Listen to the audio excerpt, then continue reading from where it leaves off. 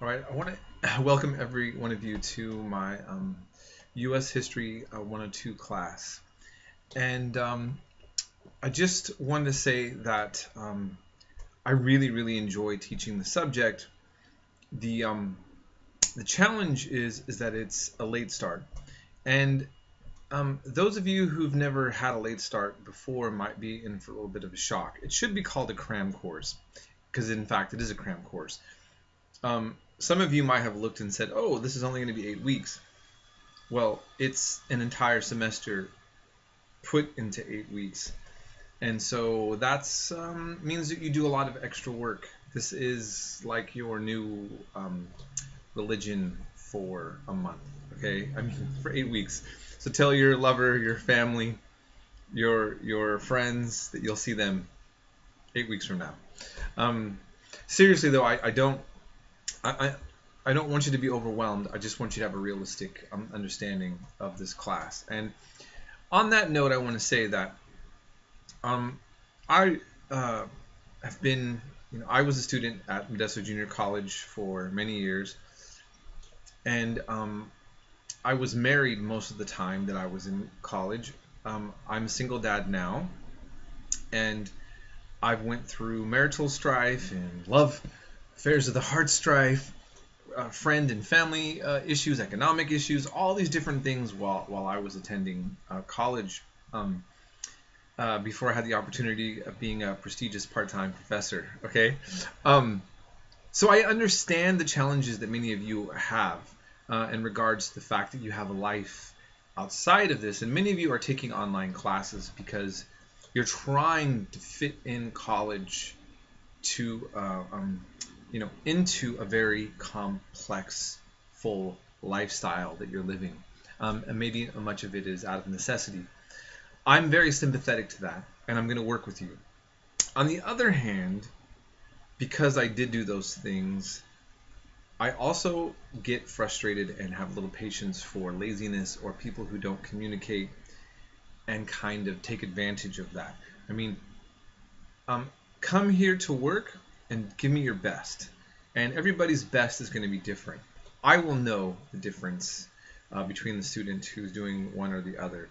And almost everyone all of my students who have had struggles and they contact me, we've been able to get through it, and they have been able to not just finish my class, but often end up with a B or an A even still. Okay, so I want you to feel positive, feel strong, and then realize that I'm here to help every one of my students to thrive in my class.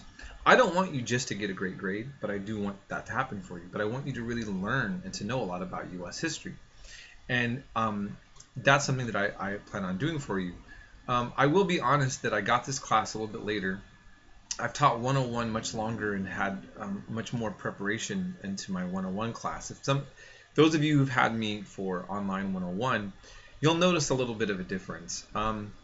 But you should still find it enjoyable. I mean, one of the things that's different is that in my 101 class, I have us read a discussion by one historian, Howard Zinn, People's History, which I tell everybody they don't have to agree with. It's just a great discussion text. And then we have a book called Defending Slavery, which is the writings of Southern intellects who actually attempted to defend slavery in various ways, with then the textbook. In this class, in our cram course, you're just going to need the textbook, but you will need the textbook. Okay, so I want you to get it as soon as possible. That's why, even though I've stated you don't have to buy the My History Lab, but I have the link to the My History Lab on my page so that you can immediately get access to the textbook on the e-text version for free, so that no one can tell me that, oh, I haven't been able to afford to buy my textbook. I'm getting back to it, Professor. If anybody tells me after I've had this video and put this link up that they didn't do the work because they couldn't afford the textbook, I'm really probably going to hang up the phone on you, okay? Because that means you haven't paid attention to my videos and you're not in grown-up people land and you're not ready to work. So don't call me up saying that. Now, if you have a problem getting on to the My History Lab and you can't get access to the e-text, you call me and I'll help you with that.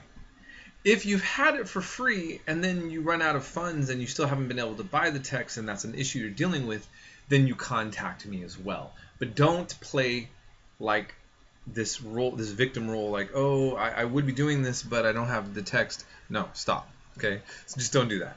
Now, also keep in mind that I have a lot of papers that I require in this class. I'm not grading you like an English professor. In fact, I have struggled because I was a bad student when I was in school. I'm just going to be honest with you. Okay, I'm a late bloomer. My grammar and my spelling have been a challenge for me for up until grad school. And sometimes professors, to be honest, I'll tell you a story. Some of them will think that I'm, a pretty smart student. They see in my discussions that I'm super engaged with the work. Then I would turn into paper and they would be like, are you the same person? This is terrible. And I had to put a lot of work into writing proper papers. I want to just say this to you. I'm not grading you with that kind of hardness, but if you are a history major, are you going to work within the humanities, or are you going to do any kind of work where you're writing a lot of papers for various reasons, I'm going to encourage you to really get on that, and I want to encourage you to go to the writing center if you need it. If I get a paper from you and I don't understand what you're saying, that's going to be an issue. If you are not addressing the topic, that's going to be an issue.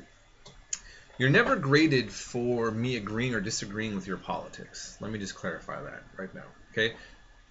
And just to say, because this is a very political class, there's no way around it. I try not to push a particular view, but you will have a lot of strong views about the topics that we cover, and I can't help but be somewhat a participant of that. We start off the textbook with basically us clearing out / doing ethnic cleansing on the rest of the native peoples here to make way for the great United States that we know. And it's a very kind of grim way to start the class. But the fact that I said grim, that proves that I have a particular point of view about it. Some don't care. Some people may not admit it that they don't care, or some might say that, In any case, though, I want you to know that your opinions, your politics, you can like Trump or Bernie Sanders or Hillary Clinton or communism or fascism or whatever you're going to be into. With me, I grade you on if you do my assignments properly, correctly, what I want. Okay. Now, in terms of the discussions, it's a little different. I want you to feel, I believe in free speech, but students have to respect each other, just like I have to respect you. I can't disrespect you in my classroom, right? If we're activists, if we're going to a political rally and I take a position and you're taking a position, I guess then we have to just deal with that, right? Okay? That we're not agreeing eye to eye and we're making our positions. In my classroom, this should be a safe place for all of us, okay?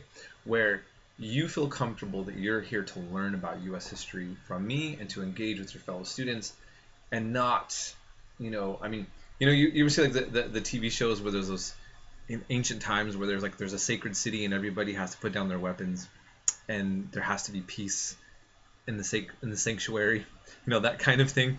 That's what this classroom is about, okay? So, on the discussions, I'm going to be paying attention to your tone and how you're talking to each other, okay? Unfortunately, the issue of race isn't something that was invented by one group or the others, or the other. It is a byproduct of the creation of the United States, and it's never left us. You could think it should have. You could put the blame wherever you want to on it. My point is that it's still an issue. So when we're writing to each other and we're having this discussion, you need to be sensitive to that, okay? And and I want you to be careful about being too sensitive to that. Sometimes it's good to let people talk free enough so that if their ideas are wrong in your opinion or need some correcting in your opinion, that you have an opportunity to give them an alternative point of view that they may never hear again. And when you attack somebody's personality because of their view, you shut them off from ever, like they don't want to listen to you. So it's always a really tricky balance for me to say, how can I make this a great way to expose my students to different ideas and allow a real good debate to take place that doesn't tip over into disrespect, okay, and insult and lack of sensitivity. That's tricky. That's for me to moderate. I'm the one that does that, and I'll hold the responsibility to whether I've, I'm the one that has to kind of face the fact that I let a classroom go too far one way or the other. And I try to create balance. Okay, so that's my goal. Always feel free to contact me if you have any issues about things that I've said or what's been going on in the chats for the discussions. Again, I'm very approachable. Okay, and so there's no excuse. I make myself very available. I want you to call me or text me. What you have to understand, and I meant to mention this to my other classes, I'm going to have about 120 online students. So you need to always, if you text me, say who you are and which class. If you call me, clarify what your name is and which class that's in this class. And, be patient with me as I try to scramble my brain, even if you talk to me the day before and I'm trying to remember what we talked about. I have many students, and if all of you are trying to get my attention, it's going to be more of a challenge. I'm up for it, but just be patient with me. And remember that it shouldn't take more than a day for me to get back to you. So call me again. I don't ignore students. You could just get lost in, a shuffle of, a big stack of students trying to get my attention. And whether the squeaky wheel gets fixed, is that, you feel me? Now, so again, I think just to say, this is already going on kind of long. There's never been a time, well, I'm not going to say that. Look, it's very important to know your history of your own country, no matter who you are, where you live, and at what time period. Okay? And we're looking at a time where our country is being so polarized. It's ridiculous. And, the popularity of Donald Trump and Bernie Sanders shows that the mainstream of the party apparatus of the Democratic Party and the Republican Party have not been paying attention to where a lot of where the Democrats and the Republicans on the streets are at and how they've been feeling. Okay? And, that's just a fact. So no matter what you think about Donald Trump and Bernie Sanders, they shouldn't be as popular as they are, according to just the way that everybody's minds were set up. Okay? And they are. And, Bernie Sanders would probably be more popular or as much as Trump or some, if he even got any coverage on the news, which he barely has been getting at all in the mainstream.